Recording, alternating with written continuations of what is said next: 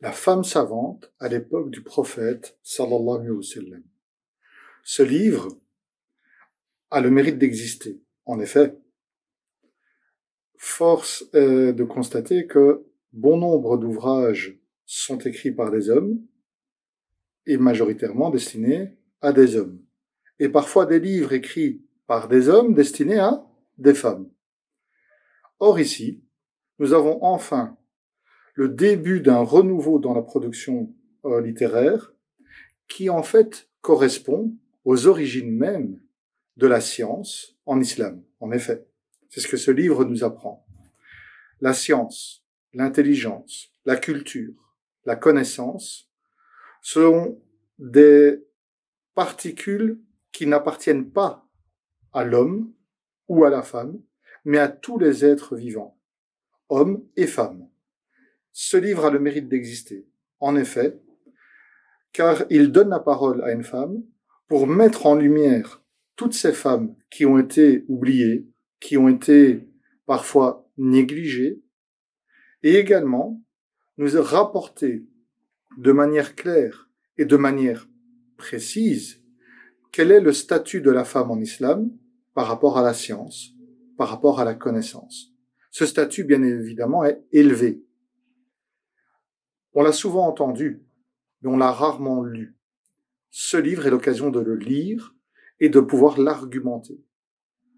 Pour tous ces éléments, nous avons ici un livre de haute qualité et dans notre contexte actuel, fort pertinent.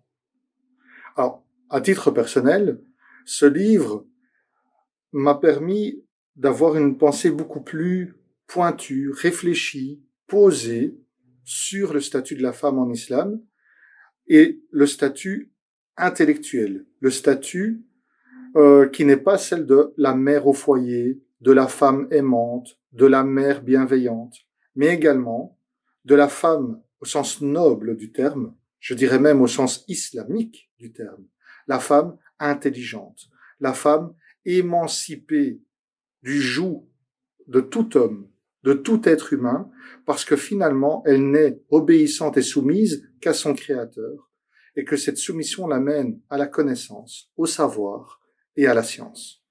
Et donc ce livre m'a mis une petite claque par rapport à mes pensées un peu masculines, un petit peu trop fermées sans le savoir et de manière inconsciente.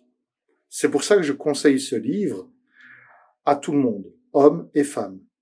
Aux hommes qui oublient que les femmes ont un statut, mais également aux hommes qui se disent progressistes, comme je pensais l'être, et finalement, à la lecture de ce livre, eh bien, on se rend compte qu'on peut encore l'être davantage, et que l'on doit l'être davantage.